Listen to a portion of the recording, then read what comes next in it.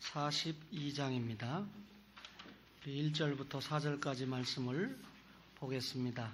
내가 붙드는 나의 종, 내 마음에 기뻐하는 자, 곧 내가 택한 사람을 보라. 내가 나의 영을 그에게 주었은즉 그가 이방에 정의를 베풀리라. 그는 외치지 아니하며 목소리를 높이지 아니하며 그 소리를 거리에 들리게 하지 아니하며 상한 갈대를 꺾지 아니하며 꺼져가는 등불을 끄지 아니하고 진실로 정의를 시행할 것이며 그는 쇠하지 아니하며 낙담하지 아니하고 세상에 정의를 세우기에 이르리니 섬들이 그 교훈을 앙망하리라. 아멘. 이사야 42장 1절로 4절을 읽어드렸는데 구약 성경의 이사야부터 말라기까지 17권의 성경을 우리가 보통 선지서다 이렇게 이야기합니다. 하나님께서 선지자들을 통해서 말씀을 기록을 했는데 선지자는 크게 세 가지 특징이 있습니다. 우선 하나님의 메신저 역할을 감당을 했다. 선지자들의 입에서 나오는 말이 그리고 선지자들의 이 생활이 하나님의 뜻을 전하는 것이었습니다.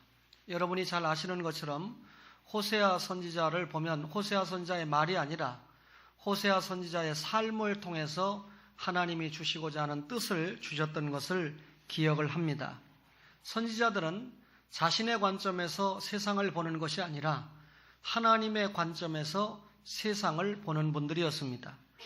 두 번째 특징은 선지자들은 구체적인 상황에서 메시지를 선포했다라고 하는 것입니다. 자신이 처한 역사적인 상황을 정확하게 직시하고 하나님의 뜻을 전했다 그 말이죠. 따라서 말씀드린 17권의 선지서라고 하는 성경을 바르게 이해하려고 하면 그 당시의 역사적인 정황을 분명하게 이해해야 선지자들이 왜 저런 말씀을 전했는가, 하나님께서 왜 선지자들을 통해서 저 말씀을 주셨는가 하는 것을 이해할 수가 있다는 것입니다. 분명히 선지자들은 그 당시의 상황을 이야기하고 있지만 사실은 먼 미래까지 내다보고 있습니다. 그 먼 미래가 어떤 미래입니까? 하나님께서 회복시키시는 먼 미래를 내다보았다 그 말이죠. 세 번째 특징 가운데 하나는 선지자 메시지의 핵심이 있다는 것입니다. 하나님의 율법에 순종하면 복을 받지만 하나님의 율법에 순종하지 아니하면 그 율법에 경고된 대로 심판을 받는다라고 하는 것을 외쳤습니다. 사실 율법을 지키지 않으면, 말씀대로 살지 않으면 심판을 받는다라고 하는 것은 위협하려고 하는 것이 목적이 아니고 말씀을 잘 듣고 순종함으로 비록 지금 어긋났다 할지라도 회개하고 교정하는 일을 통해서 하나님의 뜻으로 돌아오라고 하는 권면이 목적이었던 것입니다. 하나님께서는 이렇게 선지자들을 통해서 자기 백성을 향한 하나님의 마음을 전하기 원했는데 그 하나님의 마음을 전하는 도구로 선지자들이 사용을 받았다 그 말이죠. 여러분, 얼마나 많은 선지자들을 통해서 불순종한 이스라엘이 심판받는다고 하는 하나님의 메시지를 전달을 받았습니까? 그런데 여러분, 결국은 하나님의 말씀에 불순종함으로 북이스라엘도 남유다도 망하는 결과가 오고 말았습니다. 그럼에도 망하는 것으로 끝나는 게 아니죠. 선지자들은 계속해서 구원과 회복의 메시지를 주었는데 메시아 예수가 오신다라고 하는 말씀을 주시지 않았습니까? 다시 말하면 모든 선지자들의 메시지가 예수 그리스도 안에서 성취가 된다라고 말씀을 했는데 이것은 그 시대를 살아가는 모든 백성들에게 메시아 왕국에 대한 소망을 주었던 것입니다. 여러분, 이사야서는 제가 자주 제5복음서라고 하는 말씀을 드리지 않았습니까? 이 구약의 성경 가운데 가장 예수님에 대해서 많이 예언을 한 성경이 이사야서이기 때문에 5복음서다 이런 말씀을 하는데 실제로 예수님에 대해서 가장 정확하게 기록한 책이 복음서 아닙니까? 복음서를 읽다 보면 예수님이 자주자주 이사야 선지자가 예언한 것의 성취라고 하는 말씀을 하시는 것을 보게 됩니다. 이사야가 앞으로 오실 메시아 예수를 예언했고 복음서에 예수님이 오셔서 그 이사야가 예언한 것들이 성취가 되었다라고 하는 것을 확실하게 알려주셨던 것입니다. 이사야가 살던 시대는 예수님 오시기 약 700여 년 전 아닙니까? 그 시대 굉장히 어두웠어요. 북쪽 이스라엘이라는 나라는 처음부터 하나님을 떠나서 우상 숭배하다가 망했습니다. 여로보암부터 호세아까지 19명의 왕이 19명의 지도자가 몽땅 우상 숭배했습니다. 남왕국 유다도 온 나라가 하나님을 떠나서 우상을 섬기기 시작했습니다. 남왕국 유다는 20명의 왕 가운데 8명을 제한 12명이 우상 숭배에 빠졌고 8명도 완전하지는 않았습니다. 여러분, 이 당시에 성전의 제사장들이 하나님의 일을 떠났어요. 제사장들이 성전에서 제사하고 기도하는 일에 전념해야 되는데 물질 욕심에 가득 차서 제사장이 자기 욕심을 채웠어요. 선지자들은 하나님의 말씀을 전하는데 전념해야 되는데 여러분, 선지자들이 하나님의 말씀을 전하는 일에 전념하지 않고 오히려 자기 자신의 유익을 구하는 일에 열정적이었습니다. 거짓 선지자가 많았다는 말이죠. 왕들은 백성들을 하나님의 뜻에 의해서 통치를 해야 되는데 왕들은 오히려 세상 정치를 하면서 자기의 인기를 얻기 위한 그런 정치를 했습니다. 관리들은 어땠습니까? 뇌물 받는 걸 좋아했습니다.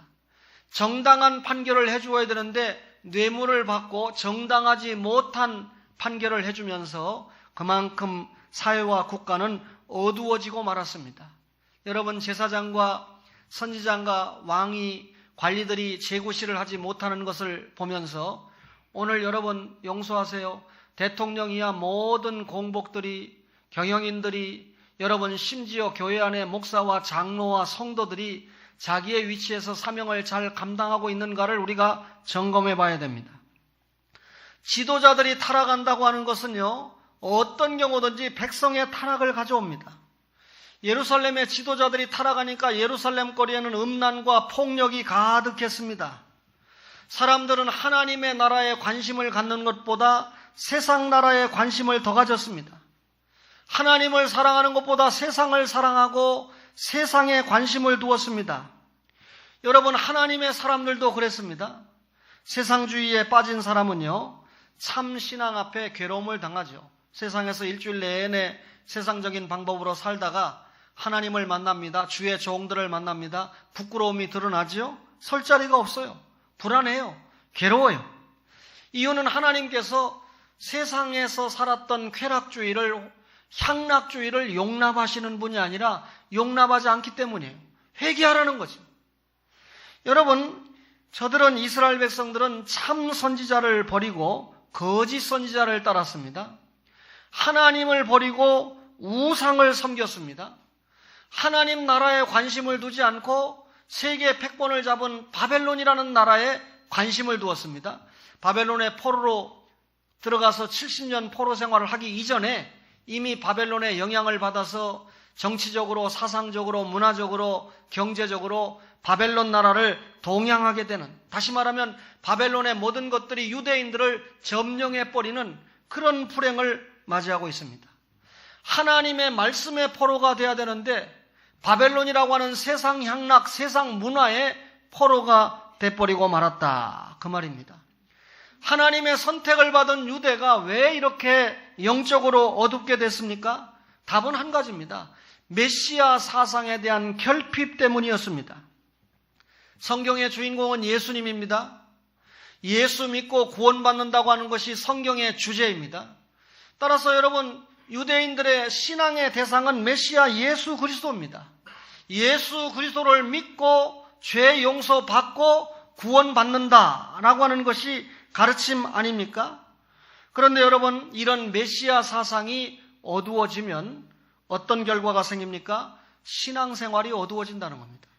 메시아 예수에 대한 신앙이 약해지면 혼란이 올 수밖에 없다는 것입니다. 이사야는 힘을 다해서 메시아 신앙을 호소했습니다. 이사야가 호소했던 그 호소 가운데 하나가 앞으로 성부 하나님께서 성자 예수님을 이 땅에 보내주십니다. 그 성자 예수님이 사람의 몸을 입고 이 땅에 오십니다. 그 예수님이 도수장으로 끌려갈 때도 말 한마디 하지 않고 우리의 희생제물로 자기의 몸을 주실 것입니다. 구속의 제물로 주실 것입니다. 그 성자 예수님이 십자가에 못 박혀 돌아가시면 여러분 성령 하나님을 보내서 그 성령 하나님이 우리의 모든 신앙을 주장하실 것입니다.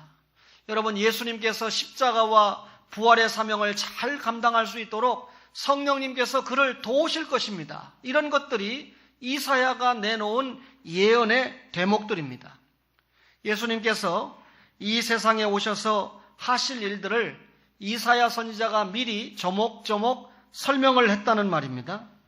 그러면 여러분 이사야 시대에 이사야 선지자가 오실 예수님에 대해서 말씀하신 것은 오늘날 여러분과 저에게도 동일하게 주시는 말씀이라는 것이죠. 그래서 성경에 기록됐습니다.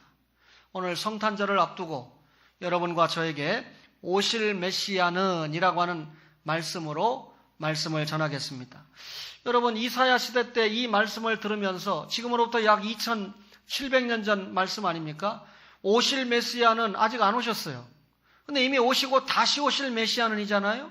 제가 여러분에게 다시 오실 메시아는 이렇게 설교해야 되는데 오실 메시아는 이라고 하는 이사야 당시의 말씀을 전함으로 실제로 우리가 사는 역사의 한 중앙에 예수님 오셨거든요.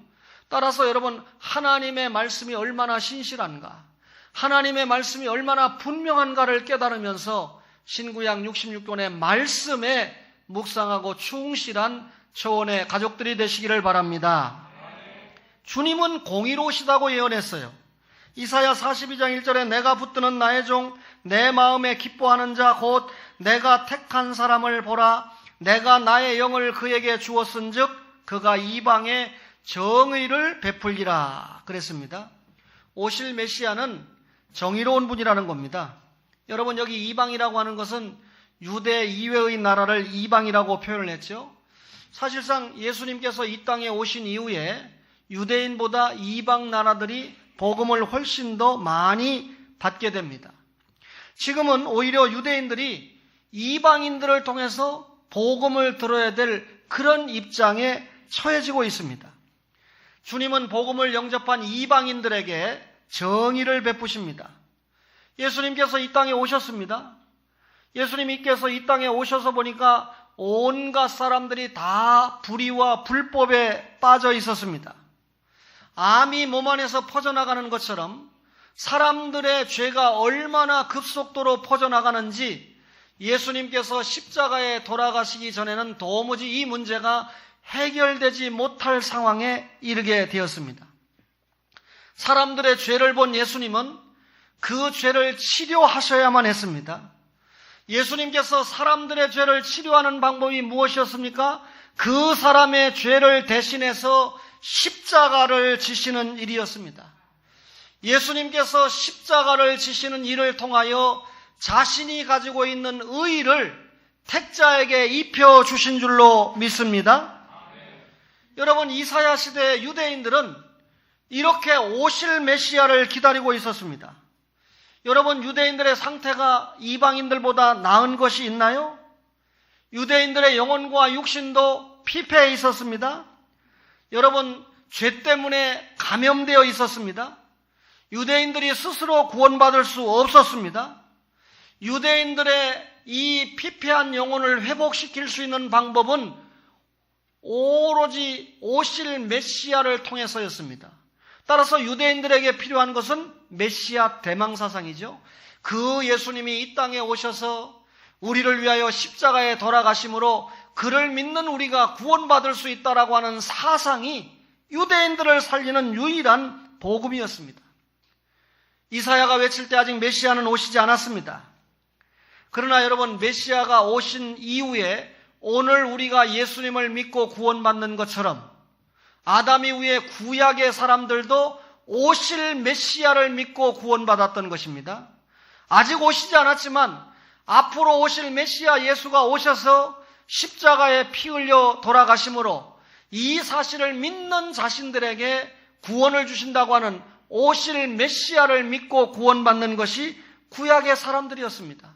그런데 유대인들은 철저하게 이를 외면했습니다. 오늘 주님의 공의가 이방인에게까지 미친다 그랬습니다. 하나님의 택한 사람에게만 하나님의 공의가 미치는 것이 아니라 이방인들에게도 하나님의 공의가 미쳐져서 여러분 유대인뿐만 아니라 특별히 이방인들도 하나님의 자녀가 되고 구원받는다라고 하는 것이 주님은 공의로우신 분이다. 주님은 정의로우신 분이다 라고 하는 표현입니다. 따라서 유대인들이 지금이라도 참된 메시아 신앙을 갖는 것이 대단히 중요합니다. 오늘 주님을 영접한 여러분과 저는 계속해서 그 주님과 교제하면서 그분의 뜻을 수행하는 사명을 감당하는 것이 대단히 중요하다는 것이죠. 공의로운 주님을 만난 여러분과 저가 그 주님의 공의 앞에 행복을 만끽하시기 바랍니다. 주님은 온유하신 분입니다. 이사야 42장 절에 그는 외치지 아니하며 목소리를 높이지 아니하며 그 소리를 거리에 들리게 하지 아니하며 그랬습니다.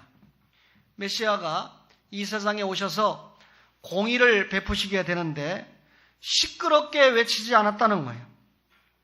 목소리를 높이지 않았다는 겁니다. 주님의 소리가 거리에 커다랗게 들리지 않았다는 것입니다. 주님은요, 죄인들을 부드럽게 대했습니다. 죄인들을 질타하지 않았습니다. 정죄하지 않았습니다. 여러분, 간음죄를 짓고 현장에 붙들려온 여인이 있었죠? 유대인들이 신났습니다. 바리새인들이 신났습니다. 저거 율법에 입각해서 저 여자를 돌로 쳐 죽여야 된다. 온갖 저주와 온갖 악담과 욕설을 퍼부었습니다. 사람들은 실제로 그 여자를 죽이기 위해서 손에 돌멩이를 잡고 있었습니다. 그런데 주님은 어떻게 했습니까? 이런 사람들과 같이 흥분하지 않았습니다. 그 여인에게 필요한 것은 저주와 욕설과 악담이 아니고 죄로부터의 구원이 필요했던 것입니다. 주님은 사람들에게 죄가 없는 자가 돌로 쳐라 그렇게 말씀했습니다. 그리고 조용히 손가락으로 땅에다 무엇인가를 쓰셨습니다. 사람들은 한 사람, 두 사람 현장에서 사라졌습니다. 주님이 그 여인에게 말합니다. 나도 너를 정죄하지 아니하노니 가서 다시는 죄를 범하지 말라. 조용히 이 여인에게 복음을 주셨습니다. 자유를 주셨습니다. 사람들은 다른 사람의 죄와 단점을 들춰내는 것을 즐겨합니다. 오늘도 여러분 온갖 비난과 불평이 언론지상을 채우고 있지 않습니까? 저는 대한민국 야당 국회의원들, 대한민국 여당 국회의원들을 볼 때마다 마음이 아픈 사람입니다. 시대가 많이 변했는데 19대보다 18대보다 17대가 더 부족해야 되는데 19대보다 18대가 훨씬 훌륭했던 것 같아요. 18대보다 17대가 훨씬 훌륭했던 것 같아요. 지금 생각하면 참 안 좋았던 사람이 김영삼, 김대중인데 용서하세요. 그런데 오히려 그 사람들이 그리워지는 것 같아요. 제가 이 강단에서 전두환, 노태우까지 갔다가는 끌어내릴 거기 때문에 여러분 그 사람들이 민주화한다고 해서 얼마나 독재했습니까? 얼마나 자기 당을 키우고 자기 세력을 길렀습니까? 그런데 여러분 이 국민들을 위해서 어쩌고저쩌고 얘기하는데 국민들을 위해서 하는 거 하나도 없는 것 같아요. 국가를 위해서 어쩌고저쩌고 하는데 국가를 위해서 하는 거 하나도 없는 것 같아요. 참 답답합니다. 왜 이런 이야기를 합니까? 정치가는 정치가대로, 사회단체는 단체대로 자신들의 이익을 위한 목소리만 높이고 있습니다. 이런 소리가 절대로 남을 고치지 못합니다. 오히려 분열과 악감정을 조장할 뿐이지요. 여러분 모 당이 없어졌다고 해서 신납니까? 저는 하나도 신나지 않습니다. 그 당을 지지하지 않습니다. 그러나 그렇게 없애놔도 또 다른 형태의 방법으로 드러난다는 거죠. 결국은 분열과 여러분 이 악감정만 조장하게 되는 결과가 된다는 것이죠. 다음 설교를 잘 들어야 됩니다. 어떻게 개혁이 될 수 있습니까? 그런 방법으로 개혁되지 않고 십자가의 속죄를 통해서만 진정한 개혁을 이루어낼 수 있다는 사실을 믿으시기 바랍니다. 주님은 조용히 십자가 속죄를 이루셨습니다. 땅의 사람들은 얼마나 정치적으로 인기를 얻기 위해서 애를 씁니까? 예수님은 이런 인기를 얻기 위해서 일하지 않았습니다. 사탄이 메시아 예수님을 꼬웁니다. 성전 꼭대기에서 뛰어내려라. 가장 높은 건물에서 네가 뛰어내림으로 네가 죽지 아니하면 너의 인기가, 하나님의 아들 된 너의 인기가 온 세상에 퍼질 것이 아니냐. 그러나 주님은 그런 인기에 연연하지 않았습니다. 그는 하나님의 뜻을 이루는 순종에 연연했습니다. 따라서 인기에 연연하지 않고 자신의 모습을 가급적 감추고 조용히 고요하게 주님의 일을 이루어 갔던 것입니다. 주님은 평화롭게 일하셨죠? 소리를 질러 외치고 사람들을 위협하는 폭군의 모습이 아니었습니다. 주님은 어느 때든지 폭력으로 이 세상을 다스리지 않을 것입니다. 주님의 원수는 여러분 로마가 아닙니다. 가이사가 아닙니다. 가이사 정부가 아닙니다. 주님의 원수는 여러분 마귀입니다. 사탄입니다. 그것이 주님의 대적이죠. 주님의 한판 승부는 사탄의 나라와의 싸움입니다. 그 나라는 주님의 평화와 주님의 진리, 영적인 방법으로만 이길 수 있다. 그 말입니다. 여러분, 우리가 진리를 통해서 성령의 인도를 통해서 사탄의 나라를 정복할 수 있는 줄로 믿습니다. 혹시라도 사탄의 침노를 받았습니까? 말씀을 듣는 가운데, 기도하는 가운데, 찬양하는 가운데, 경건생활 가운데 승리하실 줄로 믿습니다. 그 가운데 가장 기초적이고 원천적인 것이 말씀이죠. 언제든지 주님 앞에 와서 강단에서 증거되는 목사의 말씀이 자신의 가슴에 깊게 연결되지 않을 때 나는 수술이 필요하다, 나는 영적 전환이 필요하다라고 하는 것을 깨달으면 그것이 정답입니다. 주님은 자비로우신 분입니다. 이사야 42장 3절에 상한 갈대를 꺾지 아니하며 꺼져가는 등불을 끄지 아니하고 진실로 정의를 시행할 것이며 라고 했습니다. 세상에 오신 메시아는 자비로운 분입니다. 그분은 상한 갈대를 꺾지 않으십니다. 여러분, 오히려 상한 갈대를 회복을 시켜서 싸매서 그 부분을 회복시키고 그 부분의 든든한 갈대 구실을 하도록 만듭니다. 저는 동물 애호가는 아니지만 어제 이 교회당에 출근할 때 보니까 이전에 얼마나 추웠습니까? 이 고양이 한 마리가 이 계단에 누워서 발발발 떨고 있는데 참 마음이 아프더라고요. 제가 제 아내에게 좀 먹을 것을 줄 수 있느냐, 당장 그런데 먹을 게 있겠습니까? 근데 나중에 보니까 막 계단에 오줌도 싸고 좀 불편하게 했던 모양이지요. 그래서 누군가가 그 고양이를 추방을 시켰습니다. 추운 고양이가 얼마나 많을까요? 영적으로 상한 갈대의 사람들이 얼마나 많을까요?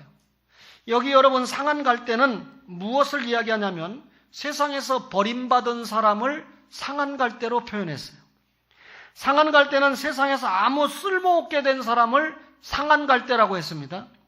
부모, 형제까지도 포기한 사람을 상한 갈대다, 그렇게 이야기했습니다. 사람들이 다 포기했는데 예수님은 포기하지 않았어요. 베데스다 목가에 38년 된 병자가 있었죠. 38년간이나 사람들에게 외면을 당하고 포기를 당했던 사람입니다.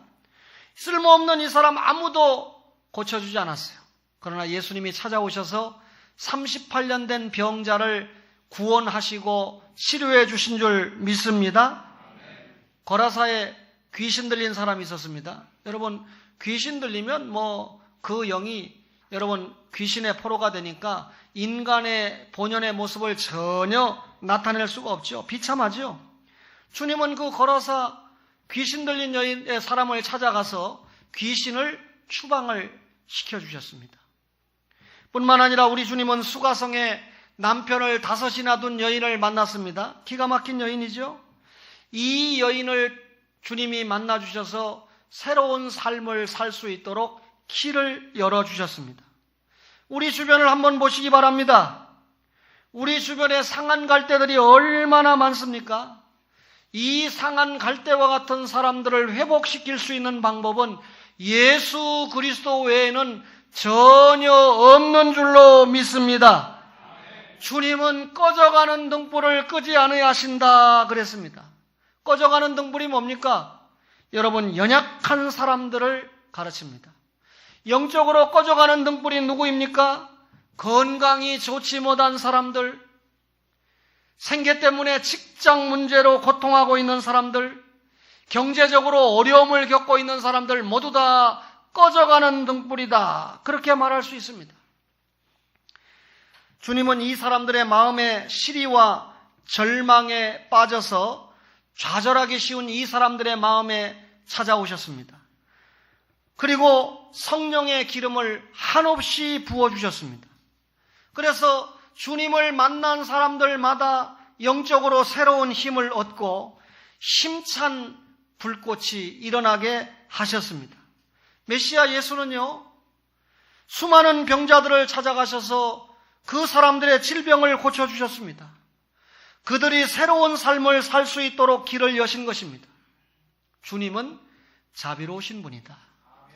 주님은 우리를 도우시는 분이다. 그렇게 믿으시기 바랍니다. 바로 설 수 없었던 여러분과 저가 얼마나 주님 앞에 위로를 받고 있습니까? 말씀을 대할 때마다 위로를 받지 않습니까?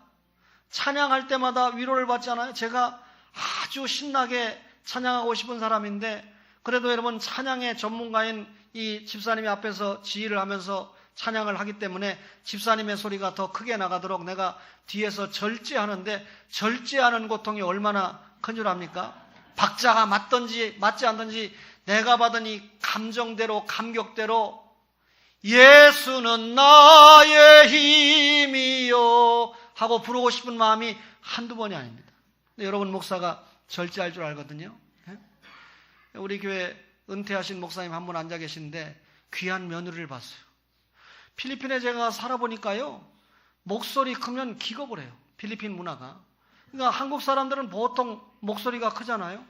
근데 저희 집에 있던 아떼들도 목소리가 좀 크면 싸우는 줄 알고 기겁을 합니다. 이 필리핀 문화를 알면 금방 이해가 되죠. 근데 그 집에 시집을 와보니까 목사님이 얼마나 목소리가 큰지 보통 문제가 아닌 거예요. 그래서 제가 행복하냐 주일마다 물어보면 그 며느리 날래인이 뭐라고 하냐면 아버지 목소리, 이 아버지 목소리 큰 거 외에는 아무 문제가 없다. 노 프라블럼이다. 처음에 아버지 목소리 큰 게 굉장히 심각하게 받아들였는데 한국 문화에 적응하면서 하루 이틀, 일주일, 이주일 지나가니까 무슨 싸우는 목소리가 아니고 평상시 가지고 있던 이 습관이 목소리가, 시아버지가 목소리가 크구나 깨달아가지고 지금은 적응을 한 줄로 압니다만 제가 그 며느리를 만날 때마다 적응을 잘해야 된다. 시아버지를 만날 때마다 제가 담임 목사의 자격으로 목소리 톤을 좀 낮추세요. 며느리 기먹지 않았습니다. 만약에 그 목소리 큰 시아버지가 못된 시아버지였다면 며느리가 같이 모시고 살 수 있겠습니까? 거꾸로 내가 며느리 모시고 삽니다 이렇게 말할지 모르지만 여러분 현실을 직시해야 됩니다. 이제 저도 이제 부모를 모시는 쪽보다는 이제 이 자녀에게 공경을 받아야 될 나이가 접어든 것 같아요. 수요일날 한 연세 드신 장로님이 기도를 하면서 우리 목사님이 연세를 드시면서 약한 부분이 없도록 이렇게 기도하는 거 보니까 아, 내가 연세를 들기는 들어가는구나. 그렇다면 제가 공정하게 말할 수 있죠. 여러분 어른들이 자녀들에게 잘해야 돼요. 우리 때 예수를 어떻게 믿었다 말로만 하지 말고 정말 본을 보여야 자녀들이 예수 믿는 우리 아빠, 우리 엄마는 정말 다르구나 하기 때문에 젊은이들이 신앙을 계승할 수 있어요. 결정적일 때 아멘 소리가 적은 거 보면 나는 죄인입니다 라고 고백하는 것 같아요. 날래인 계속해서 노 프라블럼 하시기 바랍니다. 메시아 예수는 여러분 이사야가 예언을 했는데 그분은 오시면 승리하신다고 외친 거예요. 이사야 42장 4절에 그는 쇠하지 아니하며 낙담하지 아니하고 세상에 정의를 세우기에 이르리니 섬들이 그 교훈을 앙망하리라 그랬습니다. 주님이 오시면 승리하신다는 겁니다. 메시아 오시면 쇠하지 않고 낙담하지 않는다. 메시아는 곤욕을 당하여 괴로울 때도 입을 열지 않으셨습니다. 도수장으로 끌려갈 때도 여러분 전혀 이 입을 열지 않고 어린 양과 털 깎는 자 앞에 있는 양같이 잠잠했습니다.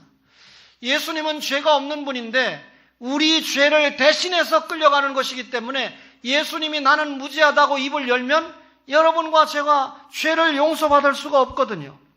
그래서 불신자들이 볼 때, 영안이 다친 사람이 볼 때 예수님이 십자가에 끌려가고 십자가에서 양손과 양발에 못 박혀 기가 막힌 죽음을 당하는 걸 볼 때 예수는 패배자다. 예수는 이 땅에 와서 아무것도 하지 못하고 십자가에 처형받은 패배자다. 이렇게 볼 수 있었을 것입니다. 그러나 예수님의 십자가는 쇠약한 십자가가 아닙니다. 마지막 겟세마네 동산에서 땀방울이 핏방울이 되도록 기도하신 예수님의 기도는 실패자의 기도가 아니었습니다. 주여 내 뜻대로 마시고 아버지의 뜻대로 하옵소서. 제가 십자가를 지는 게 하나님의 뜻입니까?